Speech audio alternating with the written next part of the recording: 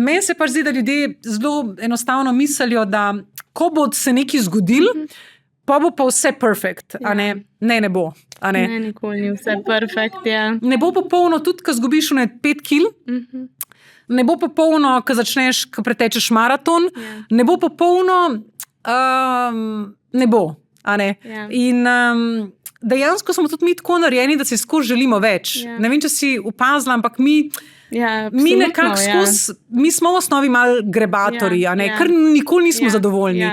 In ko do neke točke pridemo, potem nekaj drugega si postavimo, in zato sem tudi rekla, da mi je ta body positivity recimo všeč na neki točki, mislim, iz ene perspektive, zato ker če ti sam sebi rečeš, ok, ko bom pa imela 10 kil manj, bom pa jaz sebe imela bolj rada ali nekaj, je to ful napačna predispozicija, ker ne, če se danes snimaš, se tudi z 10 kilami manj ne boš imela.